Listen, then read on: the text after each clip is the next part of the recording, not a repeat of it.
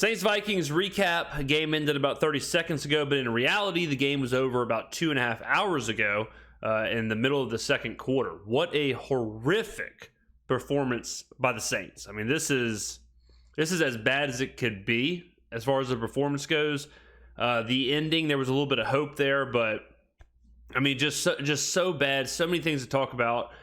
The biggest thing here, ladies and gentlemen, is that it's the same story every week. We talk about it every week. I feel like I'm going crazy because we're doing the same thing and expecting different results. How many times do we have to question the decision making, the play calling, the scheme, the game plan, all that stuff from these two clowns, Dennis Allen and Pete Carmichael, three clowns, including me, because I thought the Saints were going to win this game. And I sat there all week and I said, I'm cautiously optimistic. And I said, this team can win 11 games. This team can win 12 games. I still believe in this team. I sit here in this chair and this team tricks me, fools me into thinking they've turned the corner. It tricks me into Pete Carmichael. No, maybe he's figuring things out. He's getting a little more creative. Well, he got real creative. The most creative thing in the world. He said, how about we try and win without Taysom Hill involved at all? In the first half, he said, let's try and win without any of our playmakers. Unbelievable. The algorithm. We talked about it all week. Taysom Hill needs 40 yards, right? That's all. Taysom Hill being our best player this season, our MVP this season. One carry. He had as many carries as Derek Carr. Derek Carr had the same amount of carries. He had more yards than Taysom Hill. Now, before we get into the whole game, let's take a look at the first half stats. I made sure to take a picture of these stats because they were so bad. So I'm going to put them on the screen now. Let's look at the team stats for the first half. 17 first downs for the Vikings. 297 yards. They were on pace for 600 yards of offense.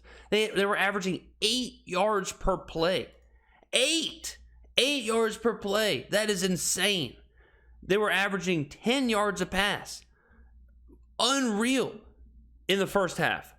Why is the Saints defense so bad in the first half of games? It's cool that they come out in the second half, they make an adjustment, and they completely shut down the Vikings. Now, you could also say the Vikings were nursing a 21-point lead, so that it was a little different how they were calling plays. Sure, TJ Hawkinson had 128 yards receiving in the first half. He had more yards receiving in the first half than the Saints had total offense, than the Saints had total yards. The Saints had 110 yards of total offense in the entire first half.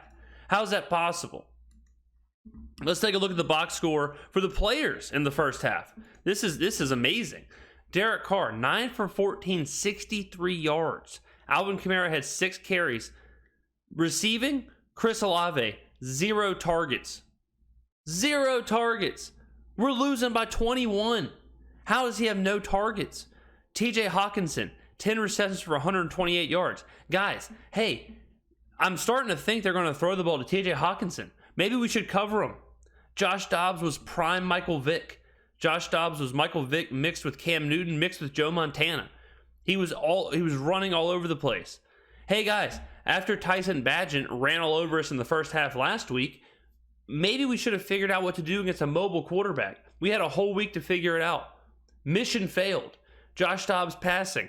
He was Peyton Manning mixed with Tom Brady. 18 completions, 22 attempts, 220 yards and a touchdown. Despicable performance from the Saints in the first half. Unbelievable how bad it was. I mean,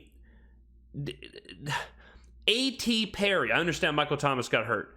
A.T. Perry was leading our team in receiving yards, down 21 on the road. How is that possible? How is it a thing? Somebody tell me. I mean, the first half was just gruesome. That's the best word to describe it. It was absolutely disgusting. Guys, I mean, look. Here's the deal. It's over. We got to get rid of Allen. We got to get rid of Carmichael. Get rid of him. be done with them. They can't do it. They can't coach. They can't plan. They can't scheme. You can't do this. You can't be a, whatever he is now, 19-46 or something, whatever head coach Allen is, his all-time record. You can't be that. And Carmichael can't be as bad as he is. And then we come out here, and then again, our playmakers are just completely absent in the game plan. We're not getting the ball to anybody. We're not doing anything.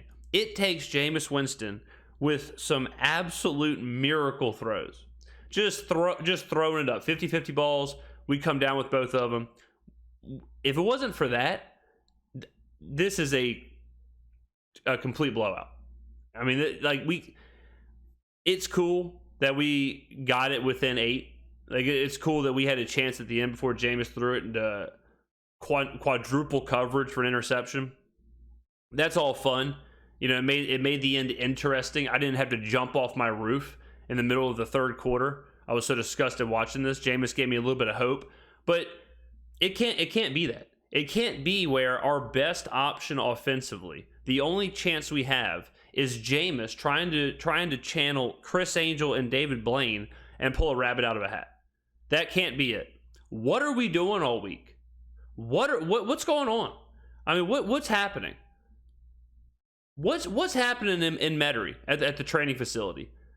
When they're scheming, when they're watching the game tape and they're leading into the game, at what point do they decide, what do you think about having Chris Olave having 0 targets in the first half? Ooh, that's a good idea. You want to utilize Taysom?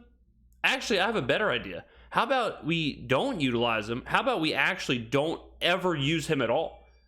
How about we just completely forget he's on the field? How about that? Okay, that's pretty cool. What do you want to do? How about virtually nothing? How about we just do virtually nothing all game? Ooh, nice. What about defensively? Ooh, I have a great idea. How about we let Josh Dobbs run all over the place, and let's try and get him a nice big contract next season? Ooh, that sounds nice. Yeah, let's do that. That's cool. I mean, it's sickening. Look, the team is garbage. In the first half, I mean, it's just, I really don't, I was writing some notes down, and then I just threw them all away. There's no point. You know, there's no point in even reading this stuff off, because it's so bad. That performance, I feel bad for the fans. I really do. I feel bad for the fans. I feel bad for everyone on Twitter. I feel bad for people watching this team, watching this game. We're 5-5, easiest schedule in the NFL. Here's the truth. We're a bad football team. If we were playing a good schedule, we would look like the New England Patriots. We'd look like the New York Giants. That's it. We are benefiting. It is crazy to even say. We're benefiting, and it doesn't look like we are, because I have to watch this team every week. The person benefiting the least is me, because I have to sit here and watch this team every single week. I have to watch this team. I have to sit there and listen to Pete Carmichael and Dennis Allen every week. God, but we're benefiting from an easy schedule, and we're still bad. We're still putting in performances like this. Let's look at what the stats looked like at the end of the game. So we looked at the first half. All right, total yards. Again, it's nuts. They end up with 388. They had 297 at half. So they had 90 yards of offense in the second half. How crazy is that? We hold them like a 15. How is halftime? How do you have an adjustment so big? How do you need halftime that bad as a defense? This is like the 4th straight game that we've done this. That we've got absolutely dog walked, steamrolled, embarrassed. Just taken to the woodshed in the first half. And then the second half, we completely blank them. Like the 3rd or 4th game this has happened. Why are we doing that? Why is that? Why is the first half so hard for us? So they end up with 388 total yards, 5.7 yards per play, still insane. Let's see. 3rd down efficiency, we were 4 for 14. Not that it matters. First downs, 23-16. Penalties were a nightmare. First half was full of penalties. We had a bunch of penalties that extended their drives. Turnovers, we lost the turnover battle, but that was at the end when Jameis was throwing picks for fun. Time of possession, they dominated. You know, the box score, let's see, y'all were rushing. So we ended up with 4.3 yards per rush. Not that it matters. I mean, how do you even break something like this down? Like, how do you even take a look at this? How do you take a look at this box score and try and take anything from it? Because the only thing you should take from this game is that Dennis Allen and Pete Carmichael should be fired. This is the game that I don't think Allen will be, but I think you got to start making some moves if you're Loomis. I mean, you got to do something. You got to make some changes. This can't keep going on. We cannot do this for seven more games. I need answers. I need answers from the front office. I need answers from the brain trust of Allen and Carmichael explaining what's going on. I mean, the players have to be disgusted. They really do. The players have to be. Let's see the final box score for the players. So Kamara ends up 9 carries, 7 receptions, so many dump offs. The 3 and outs too. We have the most. A 3 and out's always bad, but we have the most untimely 3 and outs. Like when we got it down to here, so we get it down to a 2-possession game, or we get it down to a 1-possession game. Okay, we get it down to a 1-possession game. We force a punt. Okay, huge. Immediately 3 and out. And look at this 3 and out. I tweeted about that. I was tweeting all throughout the game. If you're not following me on Twitter, go down in the description. Links down there. Look at this. Look at the play calling. So we run Jamal Williams up the middle on first down. Whatever. So it's 2nd and 7. We throw the ball to the line of scrimmage. Juwan Johnson ends up getting 2 yards. Next play, 3rd and 5. Oh, we need 5? We throw another pass to the line of scrimmage to Kamara for -2 yards. Sweet. Punt. Amazing. Like right here, you have so much momentum right here. You made it a 1-possession game. Your defense does the job, and you have the ball for 2 minutes, and you run 3 of the worst plays I've ever seen and punt. So then we force another punt. We get the ball back. What do we immediately do? Throw the ball back to the line of scrimmage. Again, throw to the line of scrimmage. All right, back to Kamara. Then what do? You might want to guess? We throw it to the line of scrimmage again. So this is now, let's see, 1, 2, and we punt. 3, 4. 4 straight plays where the ball does not travel in the air past 3 yards. That drives me crazy. Because if the ball doesn't travel past the line of scrimmage ever, if the ball in the air is not moving past it, you really don't have a chance to pick up the first down. You are asking for so much yards after the catch. You're asking for so much from your players at that point. And then, I mean, yeah, then the Jameis interception. The last interception was brutal. I mean, the last interception, he's throwing into quadruple coverage. But the box score tells a disgusting story. The team stats tell a bad story. You just can't win like this. You can't win like this. You can't win with this coaching staff. You can't win with this team. I really don't know where you go from here. I thought Carr was bad. I know he got hurt, but in the first half he was really bad. I thought he was he kind of got back down into that check down world. And I know like a conversation is going to be like the pressure Minnesota was bringing, but again, like we knew they were going to do that. You know, we knew that was going to happen. Me and everyone in the comments was saying, hey, you know, Minnesota's going to blitz a lot. And the Saints just had no answer for it. They had no answer for anything. You know, they really, I mean, again, guys, like if you take away, it took Jameis Winston, it took an absolute miracle twice. 2 just 50-50 balls to A.T. Perry and Olave. 2 insane catches for us to score. We had no answer for anything.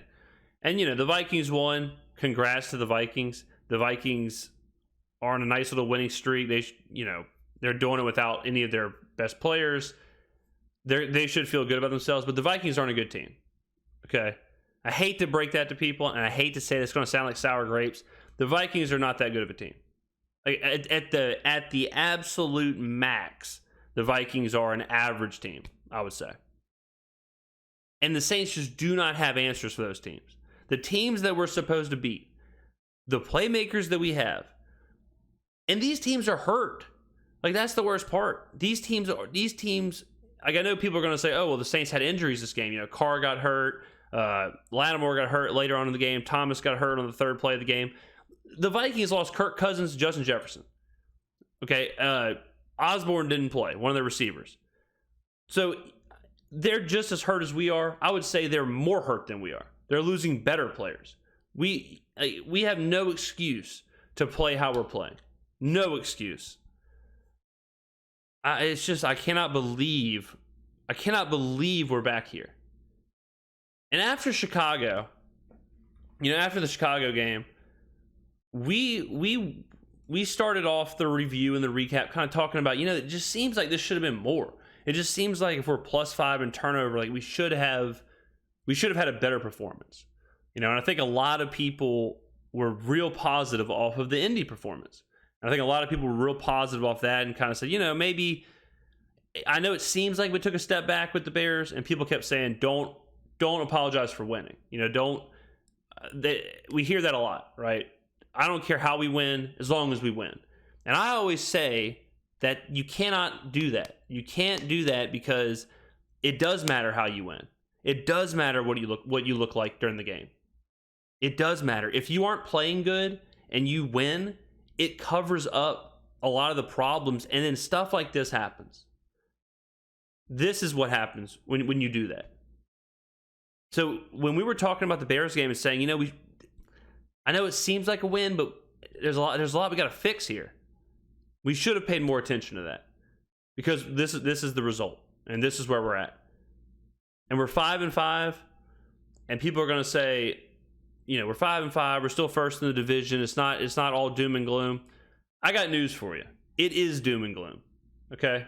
I got bad news for you. It is a worst case scenario, because we're too deep into the season. We're a bad football team. We can't do anything coaching wise. We have the worst coaches in the NFL. I'm trying to think, like, what team would we not trade our head coach and OC for? Like, who's actually worse than us? It's going to take me a long time to think about that and figure out if there is one. I'm not sure if there is. But, this just isn't it. This is not it. I don't know. We're obviously going to talk about this game, throughout the week. We're going to be making a ton of videos on this. This is the initial reaction, the initial recap. This is more of a rant, because I'm so aggravated and angry at this team. And it was so miserable to watch this. This game was miserable to watch because of the ineptitude of the scheme and all that. Watching Jameis try and do everything he could was the only part of the game that was like, okay, this is exciting to watch or whatever. But watching everything else was just awful. I don't understand how we do it. I don't understand how week in, week out. I don't understand how week in, week out the team can do one thing, like Taysom Hill. How Taysom Hill can be so utilized in one game, and then the very next game, really think about it. The Saints only have after the game on Sunday against the Bears. Monday is probably like an off day. Tuesday, Wednesday, Thursday, and then they're probably traveling, and then it's pregame prep that weekend. So really, it's 3 days, 3-4 days. How in three or 4 days do you go from what Taysom was doing against Chicago to not calling his number at all. How does that happen? I don't have an answer for that. I don't watch every team as close as I watch the Saints, but I mean, does that happen with any other team? Do the Bengals just randomly one week say, you know what, Jamar Chase just isn't going to have any catches? Just see what happens. Let's just not call his number at all. I mean, look at this. Ty Chandler running all over the place. Josh Dobbs, Jordan Addison, Brandon Powell, Jalen Naylor, Johnny Munn. Man, I mean, it's problematic. It is problematic. We got, Juwan Johnson has a catch. He's the only tight end with a catch. Yeah, Foster Moreau. Everyone else just irrelevant. So many checkdowns to Kamara. So many screens with no blockers. I don't even know if they're screens. I really don't. Because like other teams, they would be screens. You would consider a lot of what the Saints do screens. But for the Saints, it might just be our offense. Like we might just we just might throw to the line of scrimmage so much that they're not even screens. That's just our offense. That's just how we call plays. That's just it. I don't know. It's rough. It's rough times. I mean, it's a dark timeline right now. This is not what I wanted for after the game. This is not how I wanted this to go. I mean, I can't stop thinking about Drew Brees and Chase Daniel in their video we reacted to this week. I can't stop thinking about them saying, man, the offense is really humming right now. Remember that? Remember when they said the offense is really humming? Man, we're really clicking. We're really on all cylinders right now. What the hell were they talking about? Man, I mean, you talk about some propaganda. Was Mickey Loomis holding the camera? I mean, God. And like the offense is bad, and yeah, the offense was bad. The scheme is bad. All that's bad. But you got to talk about the defense too. Again, there's how many times this week did I say you cannot just use the first half to like figure out the defense because good teams are going to beat you up. This isn't even a good team, and they were on pace for 600 yards of offense. Man, I mean, the defense, guys, what were y'all doing in the first half?